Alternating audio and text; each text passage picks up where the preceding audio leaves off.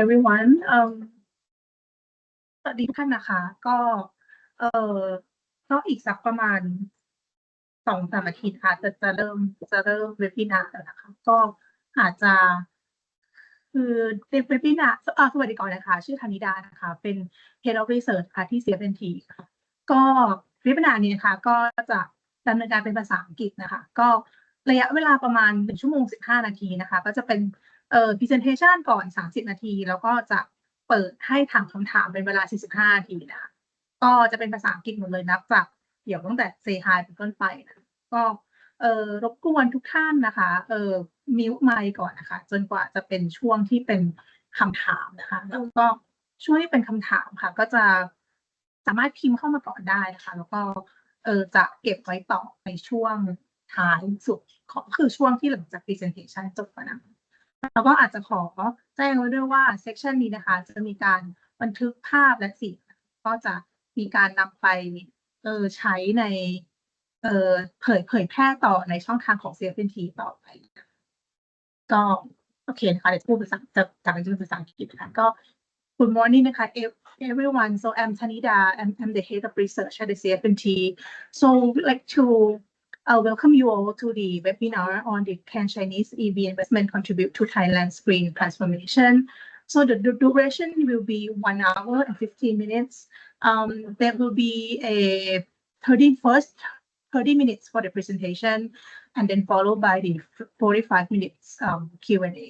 So all the webinar will be conducted in English, but if you want to type your question in Thai, that's also fine. We will translate for you. And please mute your microphone while the speaker is speaking, and there's a question can be asked via the Q&A function at any time and will be answered at the end. So this session also will be recorded and shared on the CFNT channels. So without further ado, I would like to introduce our speaker for today. So Ye is our fellow just let me take a okay.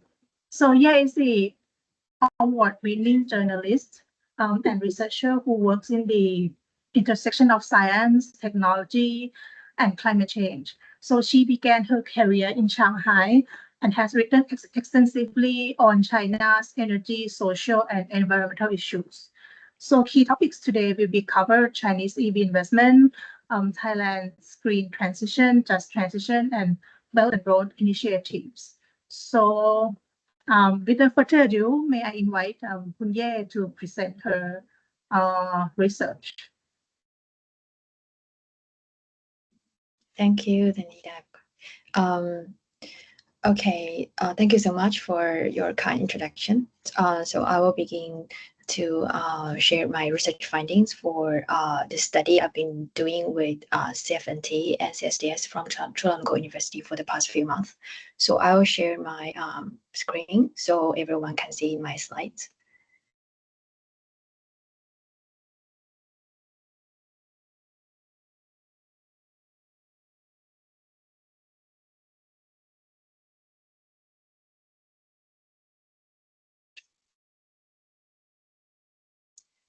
Okay, I think it's everyone can see my slides, right? Yeah. Yes, okay. Yes. Okay, thank you. Okay, so just a brief introduction of myself again. My name is Ye Yuan. I'm a research fellow with Finance Network Thailand and Center of Social Development Studies of Chulalongkorn University. So for the past few months, I have worked with CFNT and CSDS to produce a policy brief analyzing EV investment landscape in Thailand and its implications for the country. I was captivated by so many billboards of BYD the week after I moved to Bangkok in February, so I started to look into it. And so today's sharing is built on actually our policy findings over the past few months. We did our study based on public available information interviews with stakeholders, and visits to Eastern economic corridors where most of the Chinese EV firms set up their plants. So for the next 20 minutes or so, I will cover 3 areas mainly. First, I will look at some of the Chinese EV investment in Thailand. Then we'll ponder how it might be able to contribute to Thailand's green transformation. So first, we will look at the current manufacturing investment landscape in Thailand. As you might have noticed, a lot of the EV running on the roads in Thailand are actually from China, such as BYD and Great Wall Motors. And right now, Chinese brands account for almost 80% of market share in the sales of zero-emission EV. So a key mechanism to watch here is China's Belt and Road Initiative, which continued to play a key role in facilitating the EV's exports. So we'll also briefly discuss BRI's transition over the years during this presentation. And next, and our final step, we'll move to policy recommendations based on my research of the sector and the current situation.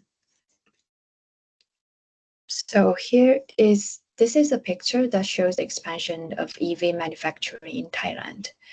You can see car brands from Germany, Japan, and China, but the biggest player here are Chinese companies.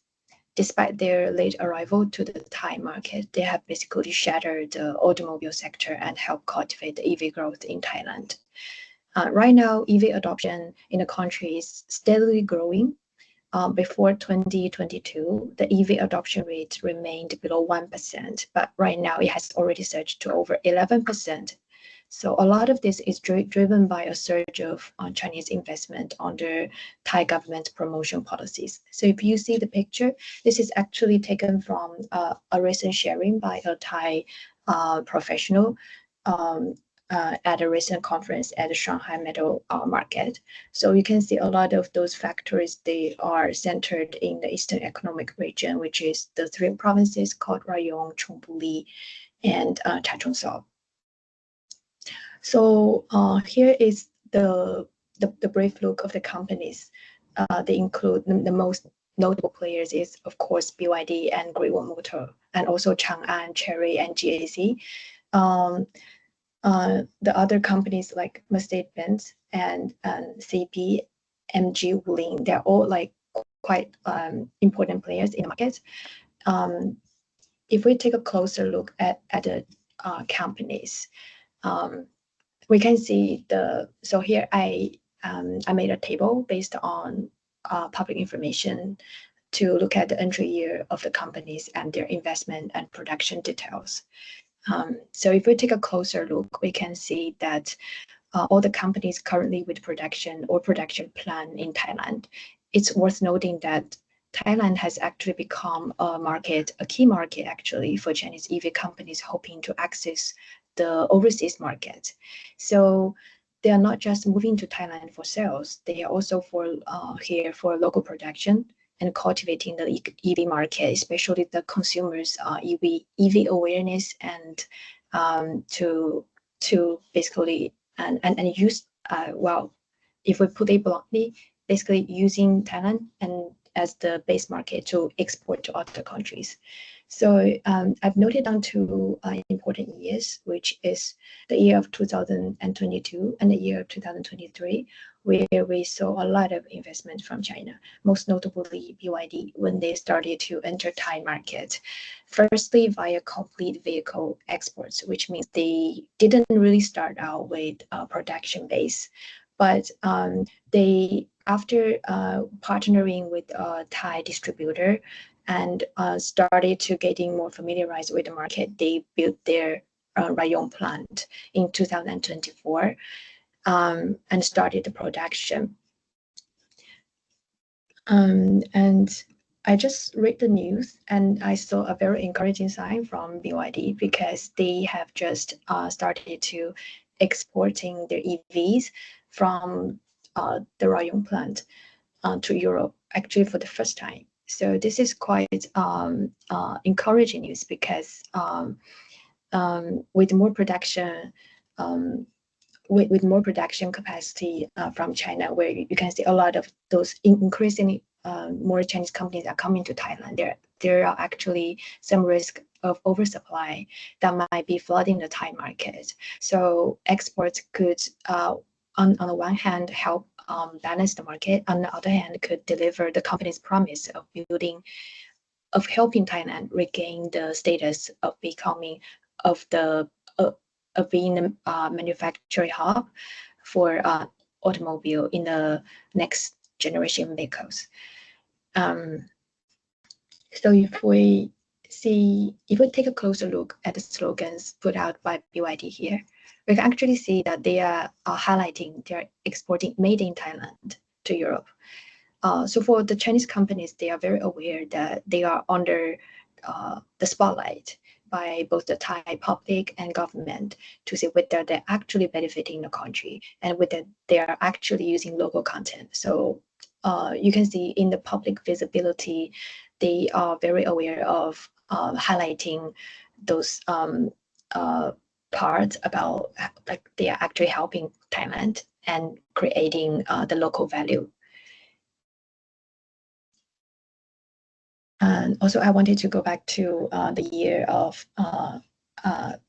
2024, where we saw a lot of new companies, including Chery and Xiaopeng and Leapmotor.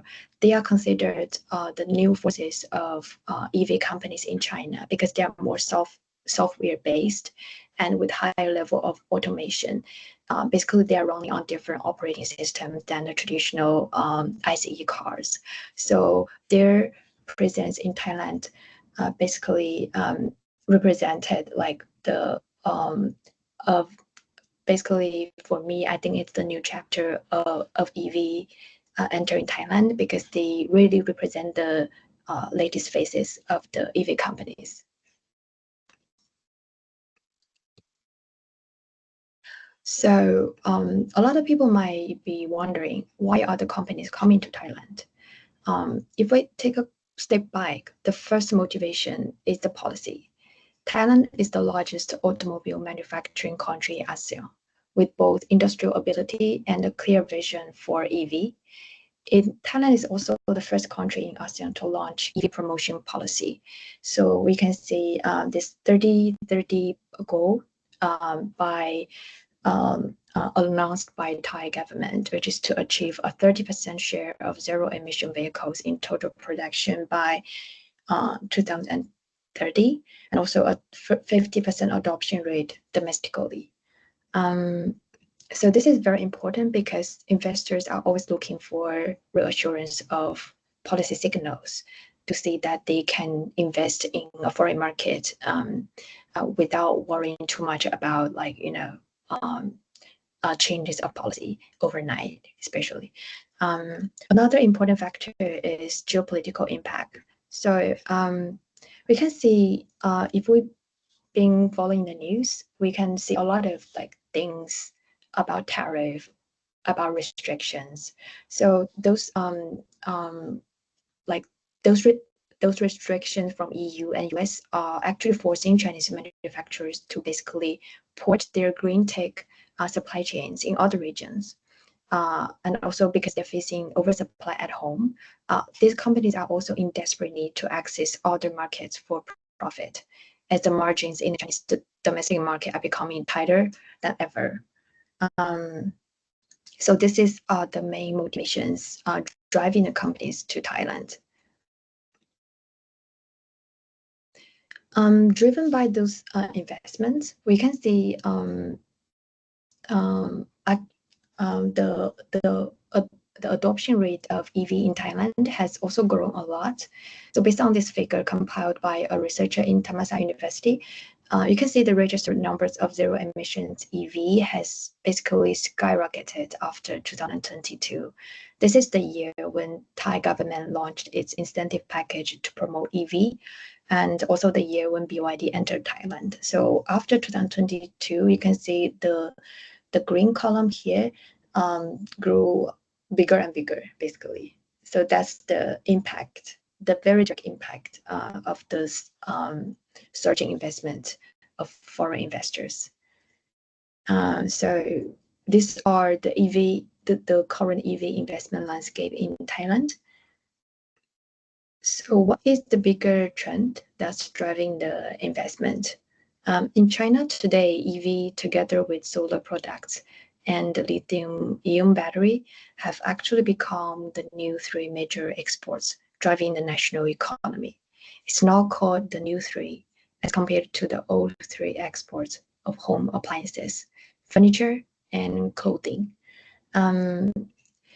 So here I include a table which illustrates the bigger picture of China's green exports around the world. This is taken from a research report by Griffith Asia Institute looking at China's green exports globally. And if you zoom in to the year of 2022, so you can see I added so you can follow the arrow here. You see that there was an explosive growth of export to Southeast Asia between 2022 and 2023. So increasingly, the importance if you look at the reports, a lot of the people they will refer to Southeast Asia as one of the emerging markets, and now they are claiming a rising share of the green exports. The other important markets include Europe and Latin America. Actually, the US is also a key export market, but because of the tariff tensions, Chinese products are basically shut out of their market. So they are just in desperate need to diversify and try to find alternative markets. Now increasingly Chinese companies are willing to integrate into the emerging markets without an established supply chain to be able to cultivate the new sector together with countries like Thailand and Indonesia to basically to drive together the new sector.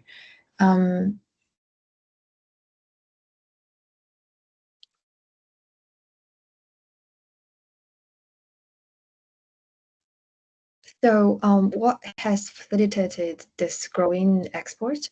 One thing that's worth noting, and in terms of actually ASEAN's relations with China, maybe eternally, is the Belt and Road Initiative. So Thailand's partnership with China under the Belt and Road Initiative has been decisive. In 2022, the two governments signed a joint statement naming EVs as a priority sector for cooperation, linking Thailand's Eastern Economic Corridor with China's Greater Bay Area and Yangtze River Delta. So the Greater Bay Area and Yangtze River Delta are the two main economic regions in China that contributed the most GDP growth. So the idea of linking the economic regions in Thailand with China's counterparts is what they call as the area-based investment. So this is quite interesting because this basically has facilitated those companies and give them very clear signals that Thailand has this vision and with this capacity to host the investment projects. BRI has really played a very important role in facilitating these exports. So for people watching China's relations with Thailand, we will know that BRI has always been China's flagship project, but now they are also increasingly focusing more on the so-called green cooperation. So by green, it actually refers to the idea of business exchange and cooperation of industries on the clean tech sectors, including the clean energy, hydropower, solar, and wind, and of course the electric vehicle, so EV. Those sectors because are important in the continued and sustained China's overseas investment because they are now increasingly forming the new economic momentum for China of its domestic market. So because China's economic model has long been built on very energy intensive and labor intensive industries. So that's why when we covered the earlier slide about China's new three exports, we mentioned that the old three exports are quite, if you put it bluntly, many Chinese people would say them as the low-tech home appliances and furniture. But now, because the government wants to cultivate the high-tech sectors, so EVs and all the like the more technology affiliated sectors are becoming the new faces. So behind, so I know that we are covering the EV investment here, but behind this EV push of China is actually the shift of the economic model in China itself. Like right now, this one figure we can see because like last year, clean tech sectors, including EV, they actually together contributed to 10% of China's GDP. So that's a lot of money and jobs and economic activities. So this points to China's growing green economy, and that this is something very important to watch. But while we are saying about the role of BRI, but the BRI financing remains a very small portion of the overseas direct investment from China. Actually, in terms of EV, even though BRI has facilitated this export by easing the way, basically, with those political endorsements and also all the industrial collaboration, but it is the companies, the business people, their desire to look for profits and to look for alternative markets that's been driving them to Thailand. So here, this is, so if we look at the figure to the right, this is actually a fresh out report from Rhodium Group looking at China's EV push globally and their significant role in the global zero emission vehicle supply chain. So we can see the blue column here refers to the domestic investment. And it has for many years, for a long time, it has been the Chinese EV companies and also the manufacturers, they have invested far more domestically than they invested overseas.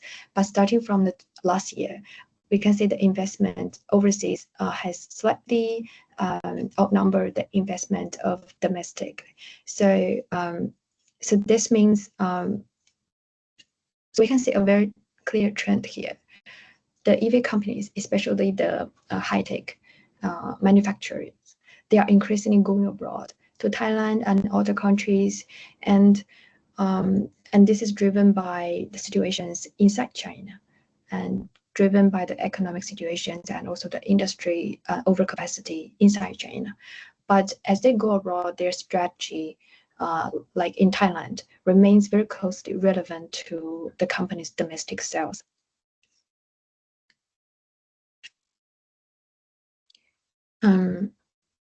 So we just saw China's steady growth, not really steady, but anyway, it has cultivated this green economy. So what would be the opportunity for Thailand to cultivate its own green economy? As we just covered, BYD has already started to export its made in Thailand cars to other countries. So and the business of climate-friendly technology is also growing around the region. So investors are really looking for reassurance of policy signals to banking on tapped markets. Right now, from the figure to the right, you can see China, Japan, South Korea, and Australia. They are the leading clean energy investors in ASEAN. So there are a lot of opportunities for countries to work with investors to cultivate a green industry together. And neighbors, including Indonesia and Vietnam, they are all accelerating their efforts to forge industries centered around EVs. But of course, different countries have different strategies. Like in Vietnam, they might be focusing more on the downstream, and in Indonesia might be focusing more on the upstream because of their resources of critical minerals, and Thailand maybe like prioritizing being the manufacturers of the supply chain. So these are just like important signals and trends to watch. Thailand now has the plan to reach net zero emissions by 2050, and one of the important work to do is to decarbonize its transport sector, which now accounts for over 20% of the country's total emissions, based on this fresh out climate finance tracker just released by CFNT. So you can see this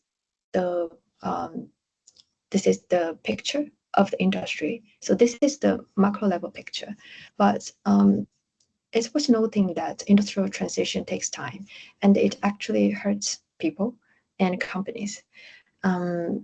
Manufacturing of automobile parts has for a long time contributed to Thailand's national GDP, and now with transition from ICE to electric vehicles that are mostly software based and with less parts, with higher levels of automation, workers and suppliers embedded in the traditional sector are actually facing a really survival and existential threat if without proper policy support. So already you can see a lot of news about factory closures and workers being dismissed, oftentimes without fair compensation. So those are all the news that I captured from recent media monitoring on Bangkok Post. So, and they are of course just an iceberg, and maybe things just started. And also, so right now, a lot of things being discussed in Thailand are about the companies, those new companies from China, whether they are actually benefiting Thailand, whether they're actually benefiting the people and economy. So according to my interviews with people in the Chinese EV manufacturing circles, what I know is that they are actually investing in local talent cultivation. And this is because hiring from China involves more cost, basically, including higher pay and relocation fees. So like for companies like BYD, Great Wall Motor, and GAC Ion, they have all been partnering with local education facilities to try to cultivate the local talent pool. But more direct impact is actually the suppliers that they are already facing the survival pressure, because Chinese EV companies, so a trend of those companies when they go abroad is that they try to bring their established supply chain together with them. There's even a term for this called ecosystem. So what we say like true high means going abroad, but and many of the companies, they are now bringing their whole ecosystem to go abroad. So because we'll cover a bit later about how China built its EV sector. I know we are running out of time, but I just want to mention that China today has the most cost effective manufacturing facility out of the world. Basically, it has built every major industrial sector with very cost sensitive supply chain. So the companies, the Chinese companies coming to Thailand right now, they were prioritizing working with their trusted partners first, but I think with clear policy guidance, there will be chances and opportunities for Thai suppliers to help to work with the companies together, and also to develop new skills. In terms of oversupply looms, we just covered in our earlier slides. So basically, and also the policymakers in Thailand, they are working with the companies to encourage them to export more of the companies to more of the vehicles to other markets. So this is something that Thailand is facing now. So those are the challenges under the current industrial transition that we see. So those are all the like very real impacts that people are feeling. So lastly, I want to briefly tap into China's domestic EV playbook to offer some lessons learned. So right now, the EV sector inside China is ravaged by sustained price wars due to unhealthy market competition. And also, meanwhile, the manufacturing of batteries and energy source to power these batteries are the primary environmental costs relating to an EV. So inside China, there are actually a lot of policies and also bottom up, even public movements, and also the business initiatives to address the environmental costs relating to an EV, especially the battery recycling. Because, well, according to industry estimates, battery production alone, they account for between 50% to 60% of an EV's total life cycle emissions. So those are all the issues that, as Thailand sees more EVs running on the roads, that policymakers need to ponder. I think the key question is whether, like, how do we work with the EV companies? Many of them are also dominant players of the global EV value chain. Like, how do we work with the companies to guide the young sector in Thailand towards a healthy development? So this could be something that Thailand can work on for the next steps. And also, especially when it comes to just transition, a lot of the discussions are just starting to get into the public ears. Such as how we distribute e-waste, how do we make sure that community participation is involved in the manufacturing process in the Eastern Economic Corridor. So I thought that our time is almost over. So finally, these are the main policy proposals based on our research for the past few months. So we have four main proposals. One thing is because we see green transformation, but then what is green transformation? So our definition of green transformation in the research is that we would like to see the transformation as something combining the top-down policy incentive with bottom-up, a wider alliance between the political business elite and also the wider society and also the innovative entrepreneurs to be able to contribute to a more just and friendly future, especially for the communities. So that actually involves a lot of aspects, like a lot of things about like whether the like when we say EV, we say like they are running on power, they are running on electricity, but what kind of electricity they are running on. So the access to clean energy and green power is the first thing that we would want to suggest policymakers to work on, because right now the current policy incentive doesn't really include targeted support to guide those companies to use clean energy. And then the second part is we would like to see a more accelerated regulations being announced to manage the battery recycling issue, because it usually takes about 7 to 12 years for a battery to hit their retirement age. And as we just covered in our earlier slides, so some of the batteries now running on the roads of Thailand, they may soon hit their retirement age. So so policymakers should really accelerate addressing these issues and also working with the companies to guide the sector's investment development. And also because a lot of contentions right now in China is centered on the local content procurement of the companies. So we suggest the policymakers to really set clear definitions of what makes made in Thailand, like what would be the clear definitions of local content. So it will be key to ensure the real local gains. And lastly, very importantly, is that we need to involve more inclusive governance with community participation with those manufacturers as they becoming increasingly fierce players in the investment landscape in general. So this is my sharing. If you have any questions, please let me know. Thank you all for listening.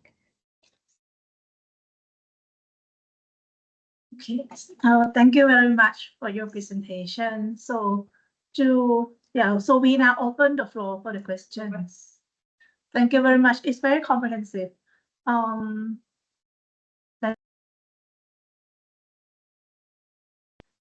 Okay. So I see a hand raised. So please do open and unmute your mic. All right. Hello. Can you hear me? Yeah. Yes. All right. Hi, Ye.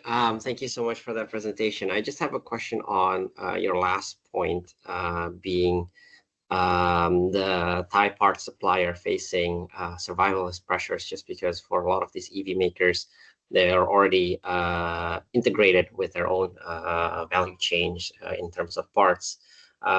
What would be the strategy for these suppliers? Because obviously then they're used to supplying parts for ICE vehicles, not EVs. And at the same time, then I guess the Chinese companies do not want to diversify their value chains with these Thai suppliers instead. Should they just be transitioned to work at these other EV supply chains, or they can still be managed somehow? What has been your view on this, and what has been the Thai government doing? Thank you. Thank you, Artie, for your question. Yeah, this is a really good question. I think this is like the very real and imminent threats faced by a lot of countries now under the like industrial transition from ICE to EV. So from what I've seen in the Thai market, I think there are I've listed out the pressure felt by tier 2 and tier 3 Thai suppliers. So some of them, because they mainly work with the ICE industry, so they don't really have the skills. But the other, there are also suppliers, Thai suppliers that like are more easily to be embedded into the EV industry, because like they may be working on something that the EV manufacturing also needs. So I think the question would be how to to release the targeted support to those suppliers that basically have no experience working on EV sector. From what I've heard is I think inside the current Thai government and also the political parties, they people who are considered about this situation, they are trying to lobbying the government to have like more basically to win more time for the Thai suppliers to adapt and to be able to cultivate the new skills, because time is really important. A lot of the pains basically are inevitable to my eyes, for me, and the Chinese companies, because they are looking for profits, they are looking for price margins. It will be really hard for them to voluntarily working with suppliers without the policy guidance. So what I've know what I've been aware is that some researchers and politicians, they're trying to tell the Thai government to have more to basically to drive the to invest more in cultivating the talent skills of the suppliers, and to invest more to support the tier 2 tier 3 suppliers, and basically to have more time for the industry to adapt, and not to let in the investment from China and also from other countries so fast. And to so I think that may be something I know.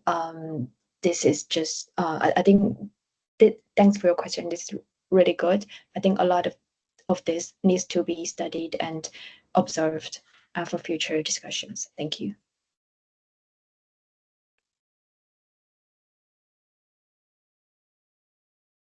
Okay, thank you very much. So maybe question from our side. As you mentioned that there are also like other countries than Thailand in ASEAN that China also has an eye on. So I'm not sure if Thailand will be in China's light, or will they be like another competitors to to take our place? This is the first question. And then if like we also have like ASEAN economies also have concern about the China shock, like a lot of investments come from China and we will be like over dependence on Chinese EVs. So how can Thailand also guard against the over dependence and also wow still benefit from the investment? So the second question is about how to avoid the China shock. What was the first question? Sorry. So it's like because we will also like China also eyeing on Indonesia and Vietnam. So will Thailand still be like their choice in investing?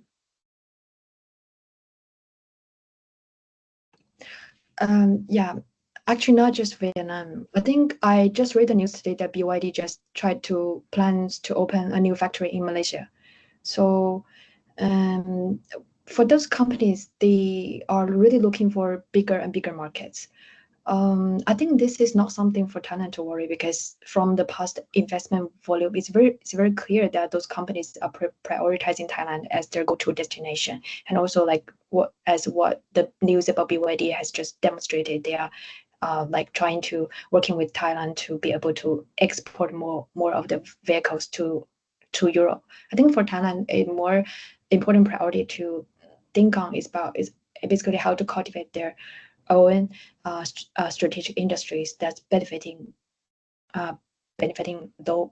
locally, and to really find the strategic position in the supply chain, and maybe cultivate like Thailand's own new forces of EV makers, and maybe Thailand's own BYD. That could be possible. Maybe like new batteries. Like what would be the opportunity for Thailand to develop their own green economy? I think that's something more important to watch. Like I don't think it's realistic to just counter on these investments to because they are just looking for profit. They're just looking for markets all the time. In terms of the second question about how to avoid the China shock, yes, I think this is very important news, very important question, and it actually reflects a lot of issues and tensions currently between China and ASEAN in general. I honestly don't really have a very direct answer in my mind right now. But I think if we go back to the EV and we go back to the current research that we've been doing, I think a very clear policy signal is very important. And because like for the EV, the China has the fast mover advantage, and the companies, they're also going abroad for the first time. Many of the companies like BYD, they were founded in China like in the 90s, like from very long time ago, and their founder was born and raised and grew up in China. So they are also becoming the global company for the first time. So I think a very important part is that we do not need to think of them as some rule breakers, because they don't want to be rule breakers. They want to follow the rules and want to be the good players, and so because that's for the business.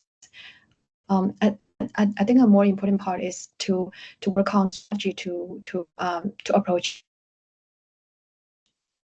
China and to deal with China in general, basically, because the situations have changed, and also the business partners have changed. So I have a very clear strategy for Thailand ourselves. It's like a negotiation, it will be better to be able to deal with the investment flooding if we have like clear policy and more complete playbook. I don't know if I have answered your question. Yeah. Thank you very much. So we have one question in the chat. So can you please share how Chinese government set policy for managing waste at the end of life, such as battery or vehicle body parts that can be recycled?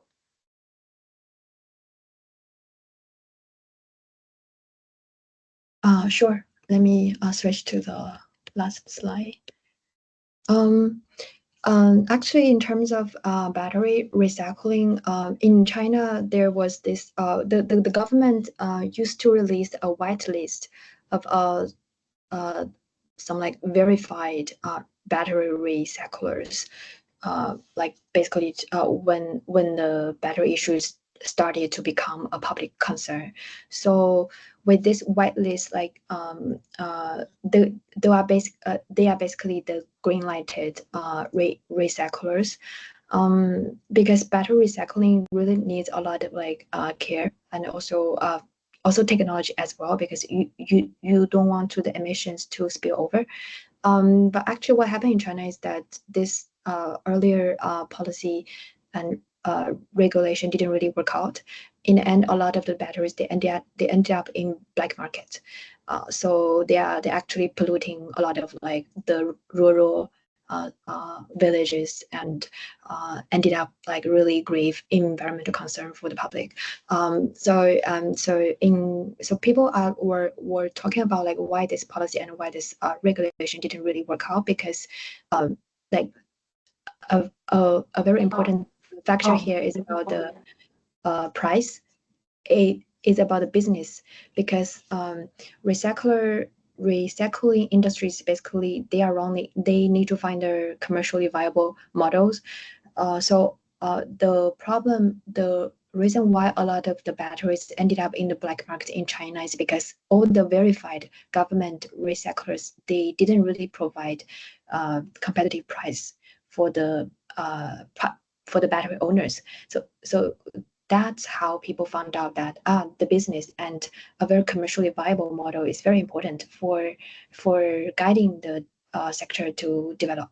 So I think right now the policymakers and also the business, they are working towards that direction.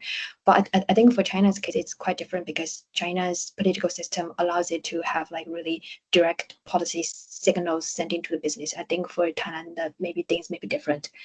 In terms of managing waste, I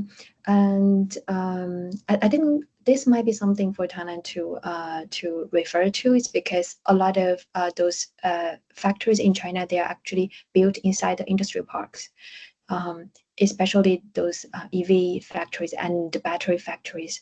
So the industrial parks are considered to be like more regularized and more standardized. They have their own regulations of wastewater treatment. And also because right now inside China, there are quite strict environmental regulations from the central level to the provincial level. So that could, to some level, help ensure that the wastewater is treated properly. In compliance with the regulations. So that's the experience in China. But of course, there are shortcomings and strengths, like untapped weakness as well. But because China has been developing this for a lot of years, so it's starting to learning the lesson. Yes, I don't know if I have answered your question.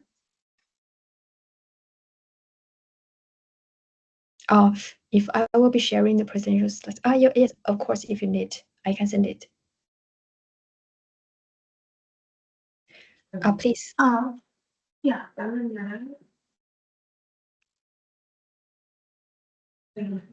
Yeah, please go ahead. Yeah, thank you so much, for your very interesting and detailed presentations.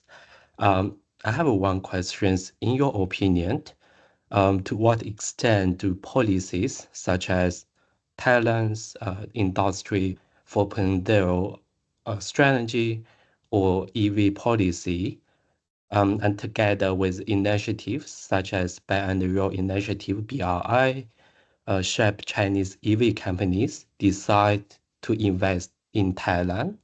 Or how do you see the relations between Buy and Roll Initiative and Chinese EV investment?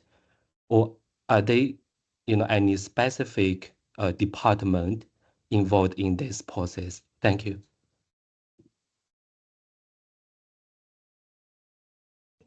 Thank you for your question. You are mainly asking about China's side, whether they have a special like dedicated mechanism supporting EV export, or you are asking about the Thailand side?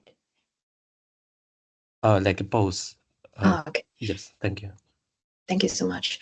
I think right now, this is a very good question as well. Thank you so much. I think right now that's come to my head immediately is this Lantau Mekong cooperation. I think people working in the Mekong region are very familiar with this mechanism. So this is a regional platform that will involve the leaders from China and ASEAN to like meet regularly and discuss like issues most related to the water politics in the region. But also the Lantau Mekong Cooperation, it is financed by BRI. So right now they have a priority like between their cooperation, between China's cooperation with ASEAN countries. They have listed this EV production capacity cooperation as one of the priority sectors. So I think that's one of the mechanism that is facilitating the EVs exports. But I mean, like by facilitating, I mean indirectly, not directly. I don't think there's like a dedicated mechanism inside China right now that's working directly with EV companies to support their going abroad strategy. I think it's more about like because like where I'm staying in Guangdong province, like the provincial government, they are working with the local business people to like, you know, they will have the regular business exhibitions where they will take the companies abroad, or they will funding the companies to go abroad to participate in those industrial exhibitions and to introduce their products, to introduce their companies to consumers in Thailand or in ASEAN. So I think those are all the indirect channels for the government to helping the companies to go abroad. So I think that may be the answers to your question on the China side. And in terms of Thailand side, there is this EV board specifically actually designed by the former Thai government to supervise the EV sector growth. And this EV board is consists of the prime minister and I think the 12 ministers of the current Thai government. So that's really important for Thai government to be able to invite to be able to supervise the sector's growth. And also because a lot of the EV projects, they are hosted in the Eastern Economic Corridor, which has their own specific quite centrally planned law called EEZ law. So that is something actually can also facilitate in the EV to the Eastern Thailand directly, and the EC board, so and also the BOI board, also very important for facilitating this business relations. Yeah. Yes, thank you so much. Yeah, thank you.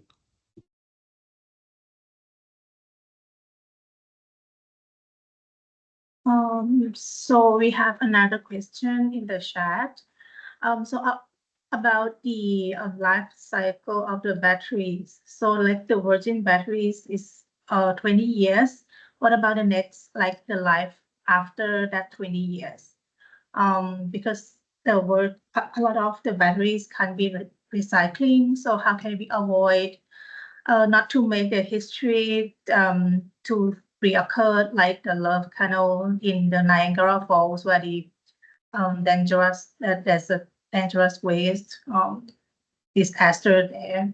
So how do China cover with this issue, the life cycle of the batteries? Thank you for your question. I haven't really looked into the recycling part of battery issue, But I think right now a lot of the batteries they are hitting their retirement age like earlier, is 20 years. Some of them like they are going to retire like even like after 10 years, 7 years, 8 years. A lot of them actually. I think I'm not really clear about how the end um, um, um, stage of the battery treatment is being addressed in China. I think right now there is some companies they're trying to develop this business called battery swapping. I don't know if you have heard of it. Basically, it's for the EV makers, for the car owners. Like if their batteries that are going to retire, they can go to companies like NIO. NIO is actually a EV maker, but they are also trying to develop their a battery swapping business. Basically, they can take their battery there and to swap to a brand new battery. So those kind of business models they are flourishing right now inside China. But honestly, I have no idea how companies like after they have those retired batteries, how they're gonna deal with it. In China, there are regulations in terms of treating those decommissioned batteries, but like I covered earlier, there were also problems because there is this black market where, like the small budget factories, these illegal operators, they just want to take out the profitable parts of the batteries and leave them just like there are things like that as well. So I think the law enforcement are really important. But thank you for your question. I think this could be something we could work on for the next study, like in terms of how to address the battery recycling issue. Thanks. So probably based on your research, your literature review. So is there any like countries or somewhere in the world that has a investment paired with the green energy or like battery recycling initiatives just to alleviate the kind of end of life problem? Is there any regulations or rules or laws in any part of the world I dealing with the I think EU will be able to have the most advanced regulation. I think in terms of like treating the end of life, because like even in China, a lot of the policies they're looking at EU. Like people are trying to imitate how people in Europe do things. So I have already done my studies in terms of like how they do things, but I think there could be some examples and really like useful references for us to learn, for both China and Thailand to learn. And I think right now what I'm aware of is like we know like CATL, right? This battery maker from China. They are now the world's largest battery maker. So they have just announced they're going to work with an American foundation to develop the end of life, the life cycle management of battery emissions. But from what I know, the details are very scant. I'm not sure how they're gonna do it. But it could be working with like battery recyclers to treat the waste and to develop some recycling technology as well. So I think this is something like we can keep an eye on. Like CATL and NEO, they are all very interested in tackling the battery recycling issue, and they are trying to develop the industry as well to make it commercially competitive.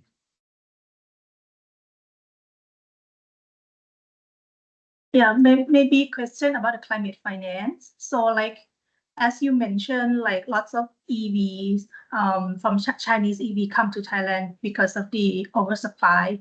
So I'm not sure if in China, the government also have some subsidies or supports in terms of climate finance, let's say climate mitigation finance, to support Chinese EV manufacturers to either for domestic consumption or go abroad. Do they have that kind of policy?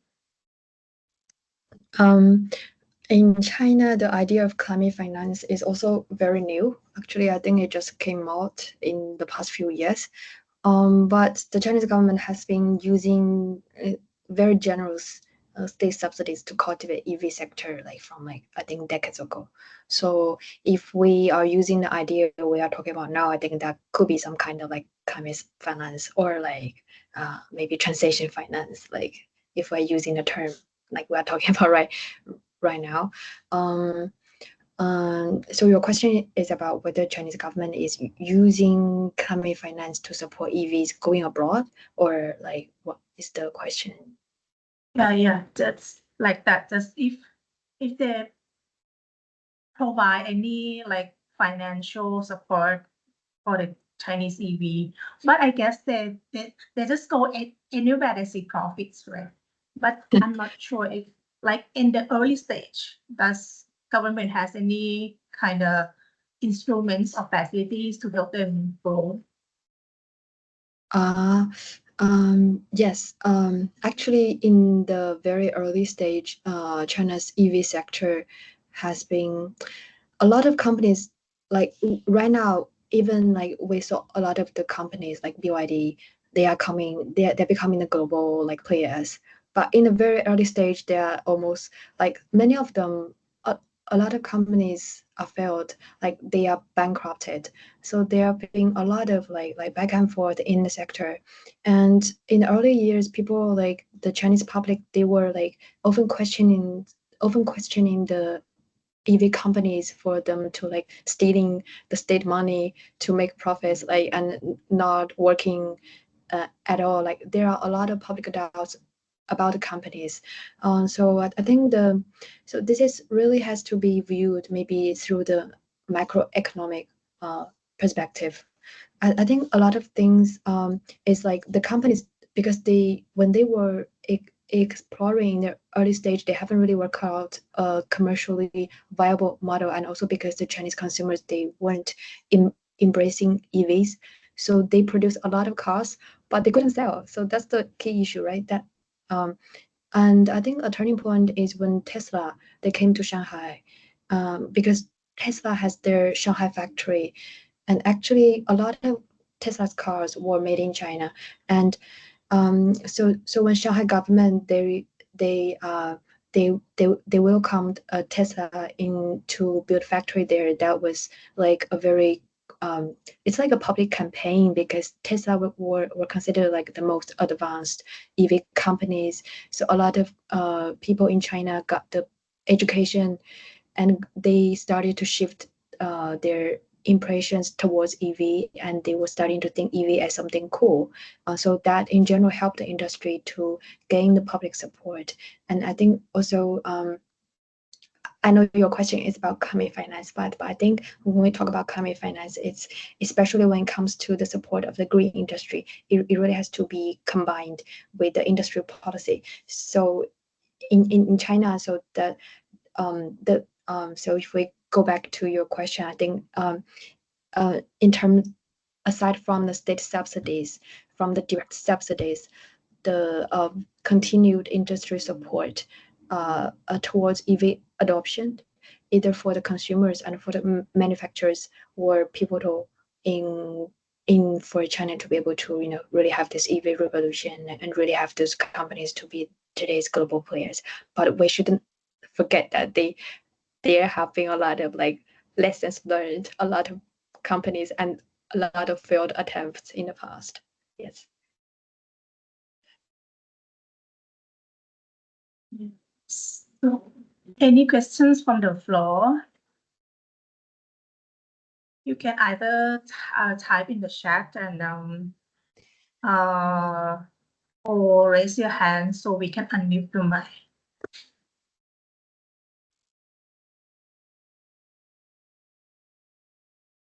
Mm.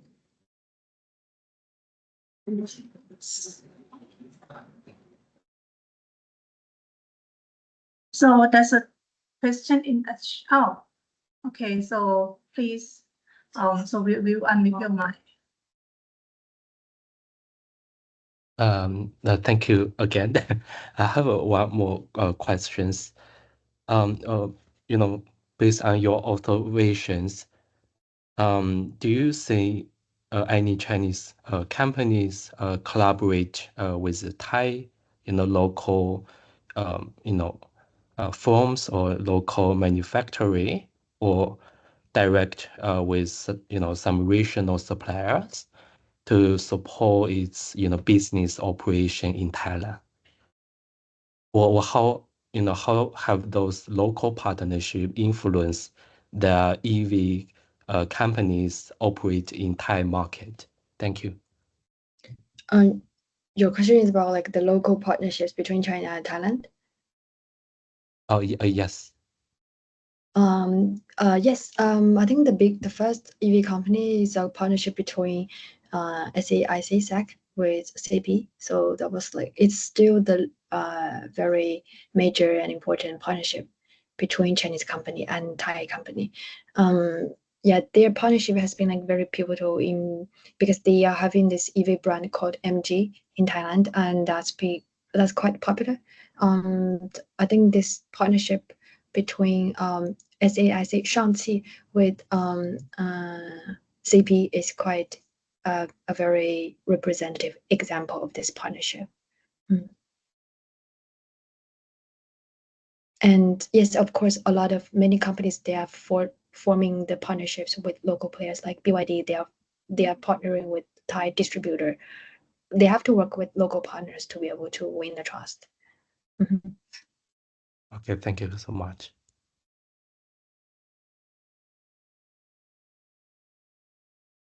Oh, actually, there's a question on the battery. So like I think battery is kind of like very skeptical, kind of like how we deal with it after the afterlife. So I'm not sure if China has any policy. I'm not sure if Thailand has a policy on this, but does China also have a policy on the recycling the battery or like how to actually we should focus on now like we can still use the battery, but do they have like look into the future and then have any mechanisms to deal with the out of life batteries?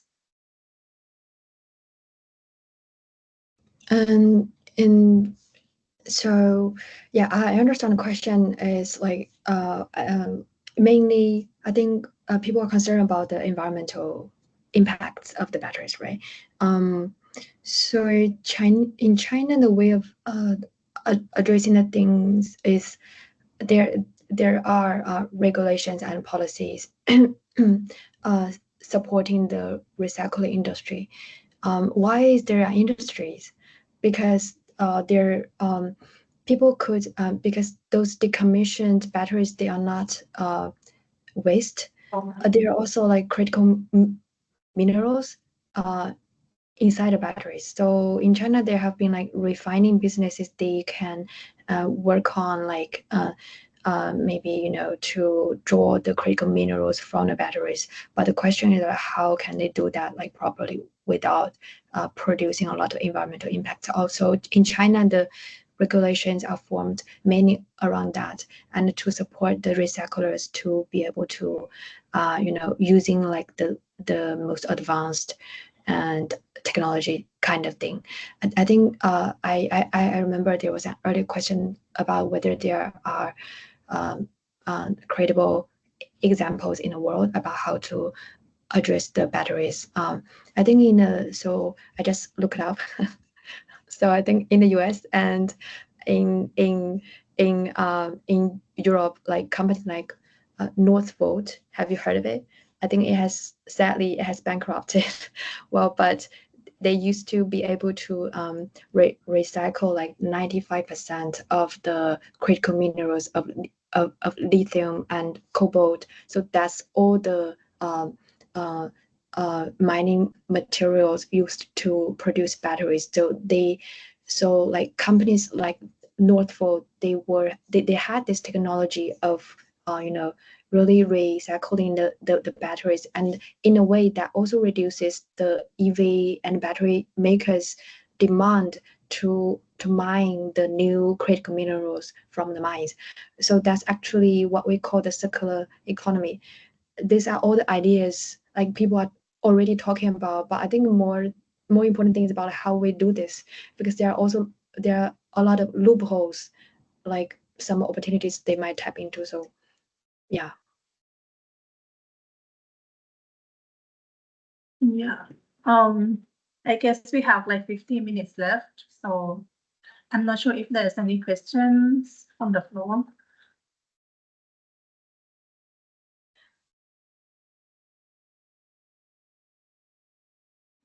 If not, so maybe what do you like looking ahead? So what do you recommend, like the policy recommendation for Thai government to actually reap the benefit from the Chinese investment in EV China?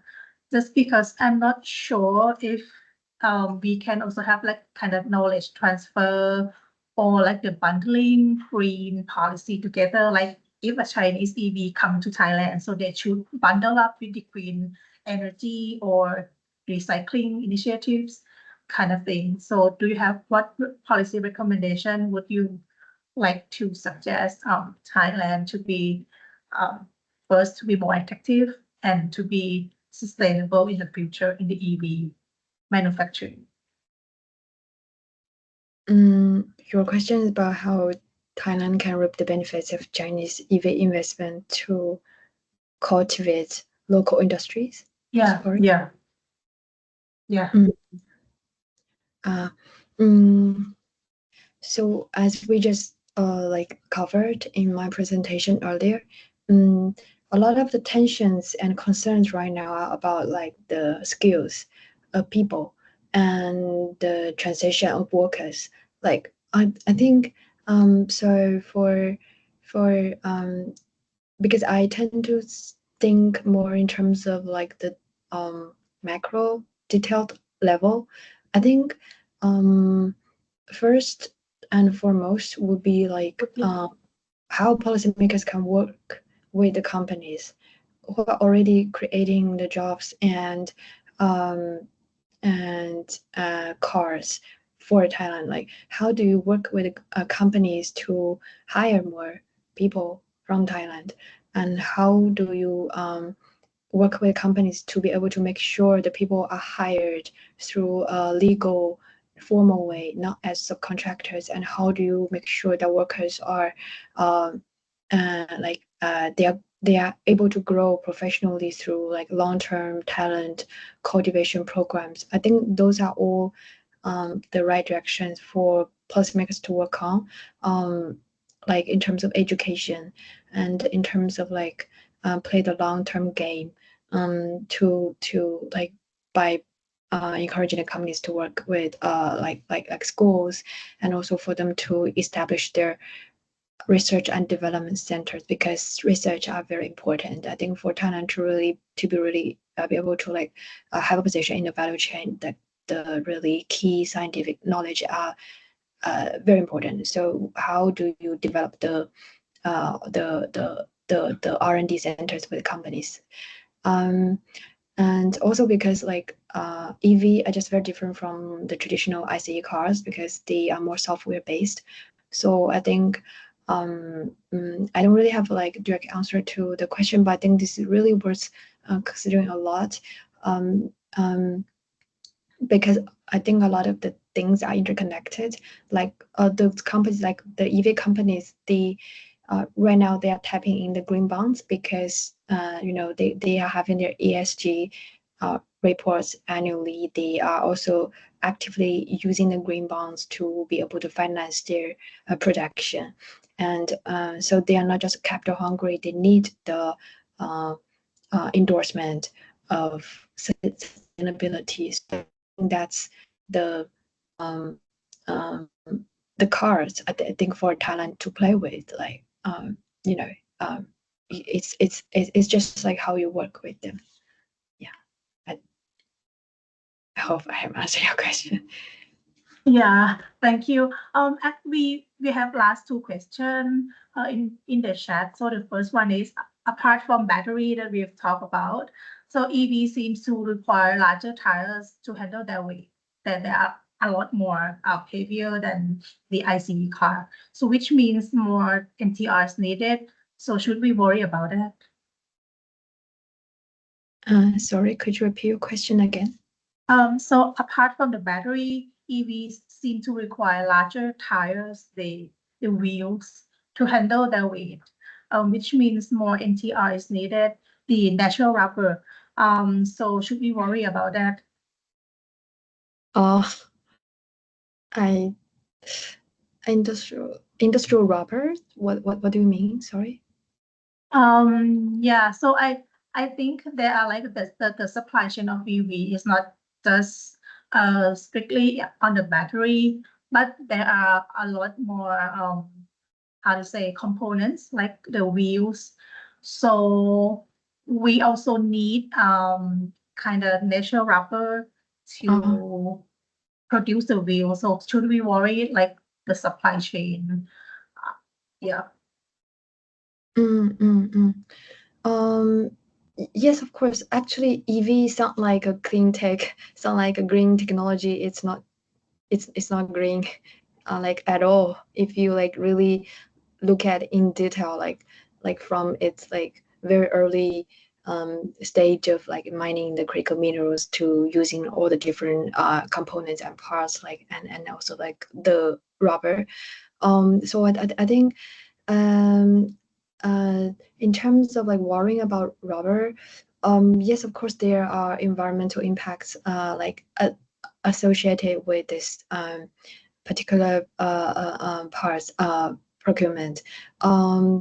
I think that's also something the same with ICE industries. It's like it's something we have to deal with every cars. So I think it is of course something we need to worry about. But also that's I think that's why like there are more like detailed policies and also detailed campaigns, also detailed analysis needed to address the surging EV production here in Thailand. I think because when we look at EV, the key is now we shouldn't take their green for granted. So it's important for us to like really to study like what you should prevent and put in place to really to avoid like those impacts. Yeah. Yeah. And the last one is how about your idea about the second life battery? Should we do by this way, or should we manage by recycling? Second life battery, you mean the recycled battery? Yeah, I think so. It's like that. Yeah. I don't know. Actually, thanks for your question. It's okay. I mean, like I understand a lot of questions are coming from like battery recycling, but for my research, I mainly look at the policy part, really mainly the policy dynamic between inside China, between China and Thailand, and then inside Thailand. But I think what you have raised are very important questions because and I think those are the future directions that we should really look on. But I think it might be good for people with both the political knowledge and also the industrial knowledge as well as the engineering and knowledge to be able to look into that. So and right now I think Thailand there haven't been really some large scale implementation of using the second life battery. I think right now a lot of things the situation is more about like the recycling, basically the first the treatment of the first life battery, I think, right? So yeah, I honestly don't really have a clear answer to a question, but I think this is really important. Maybe something we should look on for the next steps. Yeah, I agree. It's like actually batteries is a kind of not problem, but it's the skeptical issues in both EV and even solar PV, like how we use, how do we recycle it? Because right now we are like in the middle of using it, but we have to foresee what's happening next and then come up with how to cope with the kind of waste management and so on. So I think so we have only 5 minutes left. I'm not sure if there's any more question from the floor. The slides will be shared on our website after this presentation, and along with the video recording. So yeah, we will share with it. So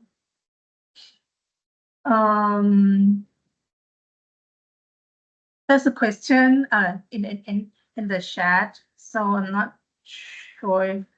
So how much will the anti-involution policy affect the EV industry? Thank you for your question. It's So very it's very relevant. The anti-involution policy, actually, it's actually the first time I hear about the term, but I know what you mean. The anti-involution policy is actually not really a policy, but it's more of like the involution actually refers to the just like very overzealous competition of the EV sector, right? It's actually not just EV but also solar, all the new three exports. So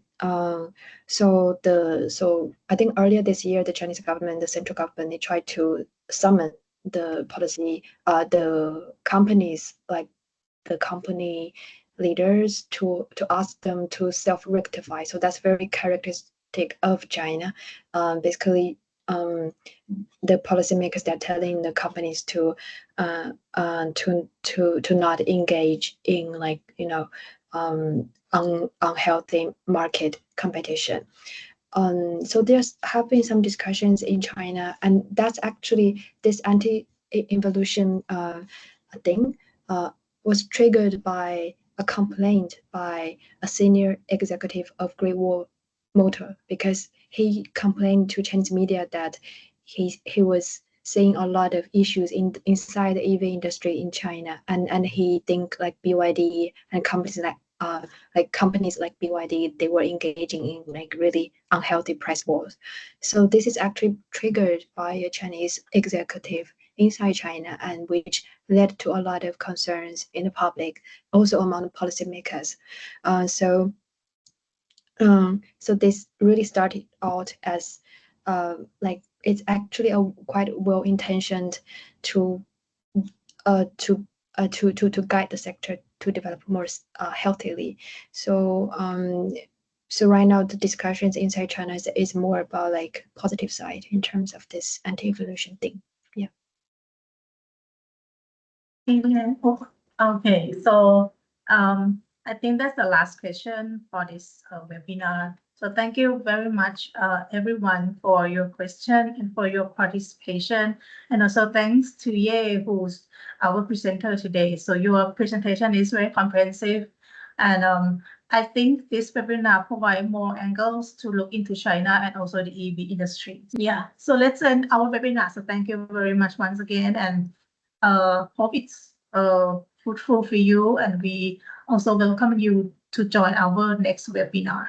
Thank you very much. ค่ะ ขอบคุณค่ะ